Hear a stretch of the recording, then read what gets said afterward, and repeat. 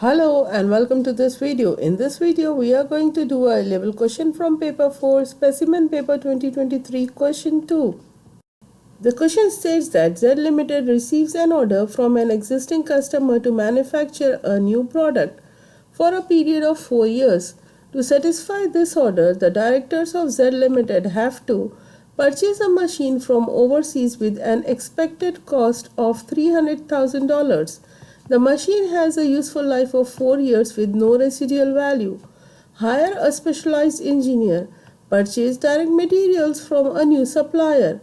The estimates related to the operation of this order are years 1, 2, 3 and 4, cash inflow and cash outflow 200,000, 140,000, 230,000, 130,000, 240,000, 110,000, 210,000 and 100,000. The cost of capital is 10%. The relevant discount factors are 10% and 12%.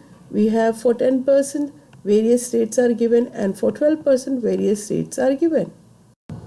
In the A bit of the question, in bit 1, we are asked to calculate the payback period in years and days.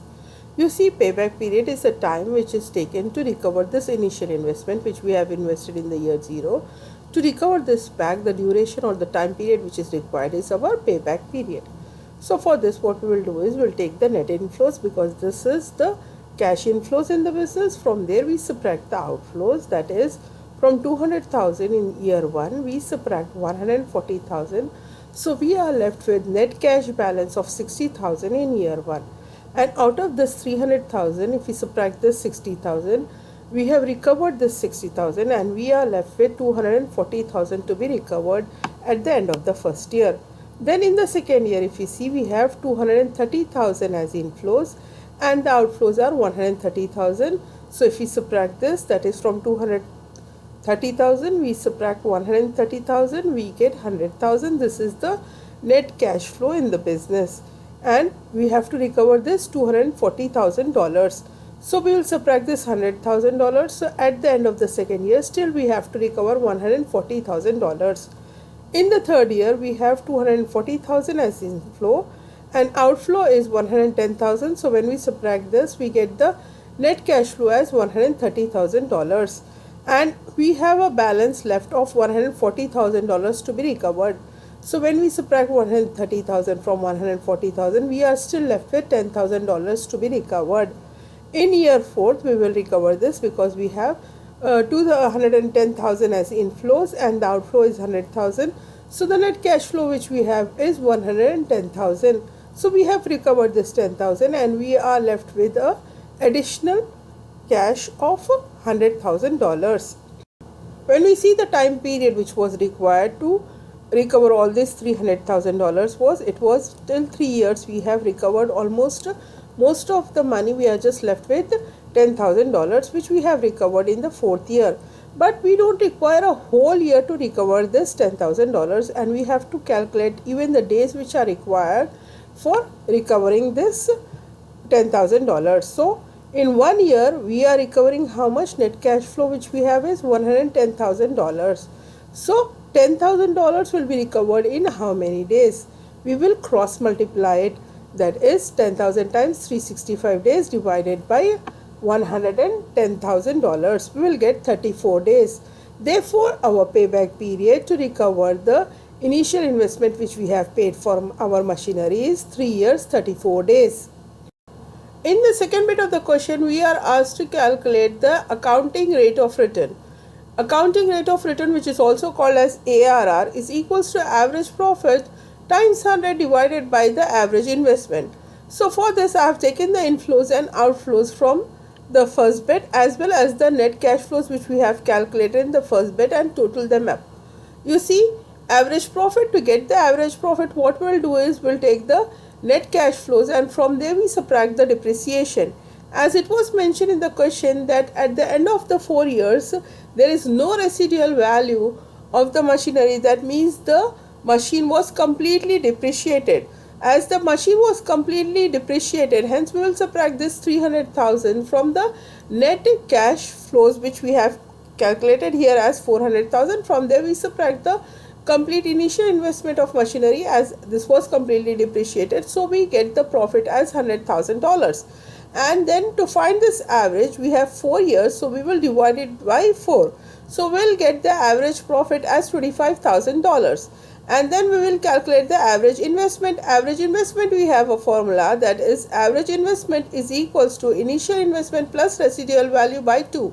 We have the initial investment as $300,000 and we don't have any residual value, that is the value at the end of 4 years is 0 for the machine, and we will divide it by 2. So we will get the average investment as $150,000. Now we will apply this in this formula, that is, we'll take the average profit which we have calculated as $25,000 and times 100 divided by the average investment which we have calculated as $150,000, and hence we will get the accounting rate of return, which is ARR, as 16.67%. In the third bit of the question, we are asked to find the net present value. For net present value, we'll take the net cash flows which we have calculated in the first bit of the question. Then we'll take the discount rate. We will multiply the discount rate with net cash flows, and then we will get the present value, and we sum up all the future cash flows which we are getting, taking the present value, and then we will find the net present value. So in year 0, we have an outflow of $300,000. And when we are talking about the present year, the discounting factor will always be 1. So when we multiply this, we will get the outflow as $300,000. In year 1, we have the net cash flow as $60,000 and the discount rate was 0.909. So when we multiply this, we get $54,540. Then in second year, we have $100,000 as our net cash flow, and the discount factor is 0.826, so we get the value as $82,600. In the third year, the value is $130,000. The discount rate is 0.751. We get the present value as $97,360. In the fourth year, it is $110,000. The discount rate is 0.683. Then when we multiply it, we will get the value as $75,130. This total is $309,900. Now we will subtract this outflow, which was $300,000, from this $309,900. We will get the net present value as $9,900. In the fourth bit of the question, we are asked to find the internal rate of return. And for internal rate of return, that is IRR, we have a formula where P plus N minus P times small p divided by small p plus N. And this capital P is the percentage rate which gives us a positive NPV, that is the discounting factor which gives us the positive NPV, and N is the discount rate which gives us the negative NPV. P is the present value which we got, net present value which we got as positive. Then we will find another net present value at which we will get the value as negative NPV, and then we will apply this in the formula, and then we will find IRR. In the third bit, we have already calculated NPV, where we got the positive NPV of $9,900, and we also have the discount rate of 10% there. Now the other information which is given is the discount rate of 12%. We will use this and we'll find the negative NPV, and then we will apply it in the formula. So we have here the net cash flows is again taken from the first bit, then the discount rate which was given in the additional information, and then we will find the present value. So in year 0, we have a 300,000 as an outflow, and the present rate will be always 1. So times 1 will be $300,000, which is negative, that is an outflow. In the year 1, we have the net cash flow as $60,000, and the discount factor is 0.893. When we multiply it, we get the present value as $53,580. In year 2, we have the net cash flow as $100,000, and we have a discount factor of 0.797. So we'll get the present value as $79,700. In year 3, we have $130,000. The discount factor is 0.712, so we get the value as $92,560. In year 4, we have net cash flow of $110,000. the discount factor is 0.636. Then when we multiply it, we'll get the value as $69,960. If we add all the positives, we get the value as $295,800.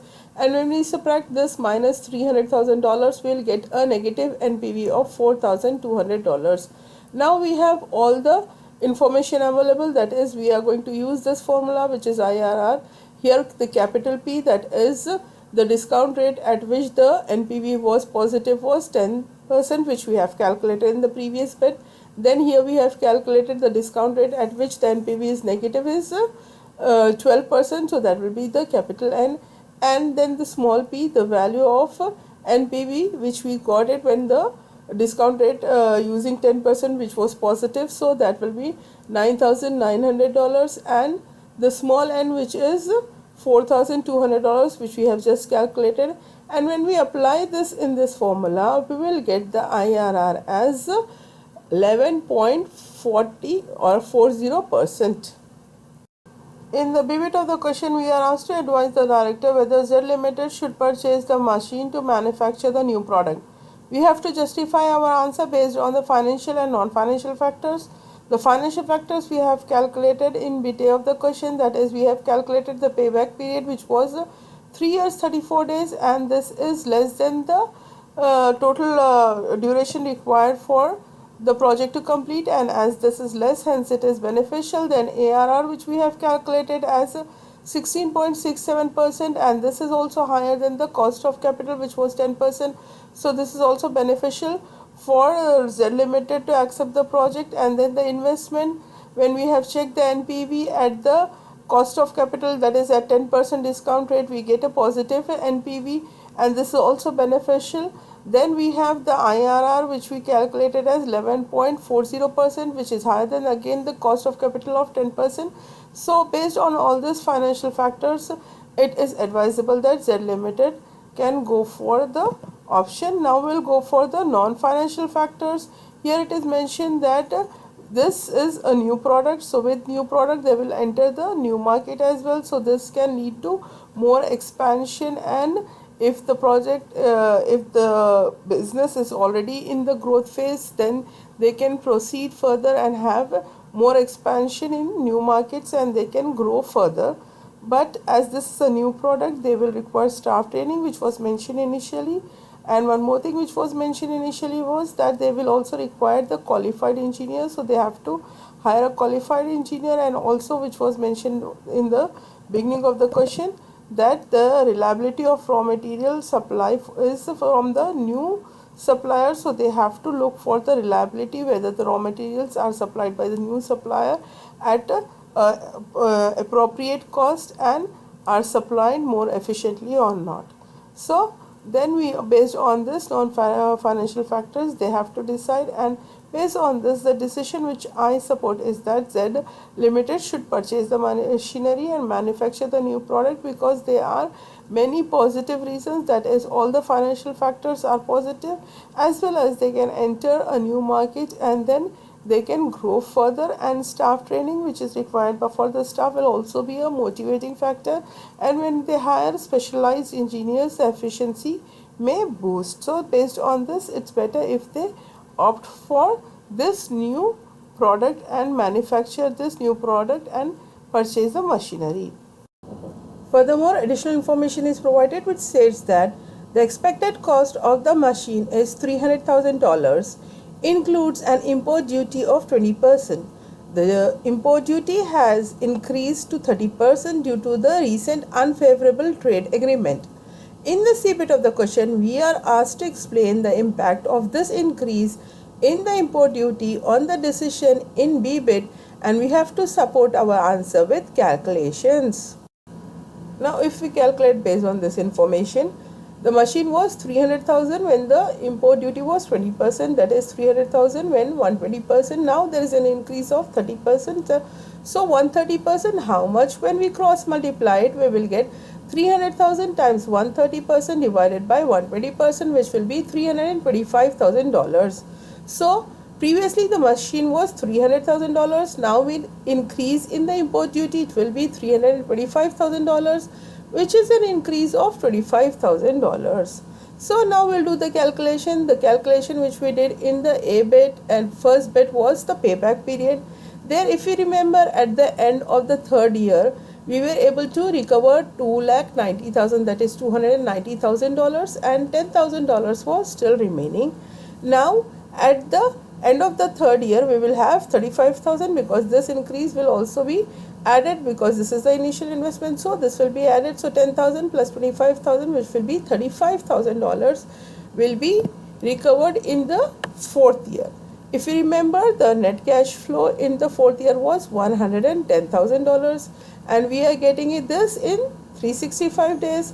So $35,000, how much? The same thing which we did in the payback period there. So it will be $35,000 times 365 divided by $110,000, we will get 117 days. So now we will recover this amount in 3 years, 117 days. Previously, when the value was 300,000, we were able to recover it in the period of 3 years, 34 days. So now there is an increase of 83 days to recover or get the money back. So our payback period have been increased by 83 days. Now we will calculate the accounting rate of return, which is ARR. We are going to use the same formula, which is ARR is equals to average profit times 100 divided by average investment. And we have also done the total net cash flow in the second bit, which we got as $400,000. And you see here the machinery is completely depreciated, that is we don't have any residual value, so the total amount will be completely depreciated in this 4 years period. So this will be completely subtracted as our expense. So it will be 75,000, that is 400,000 minus 325,000, which will be $75,000, which will be the profit for the project. And as the project is for 4 years, so to get the average, we will take 75,000 divided by 4. We will get 18,750 as our average profit. Average investment is equals to initial investment plus the residual value divided by 2. So the initial investment now is $325,000 plus the residual value is 0 because the machine will be totally depreciated, divided by 2. So we will get the value as $162,500. Now our ARR will be 18,750 divided by $162,500 times 100, which will be 11.54%. Next we will calculate the net present value. You see the cost of capital at 10% discount rate, which we have taken and calculated the net present value. We got the net present value as positive as $9,900, but there the initial investment which we subtracted was $300,000. Now we have to subtract $325,000.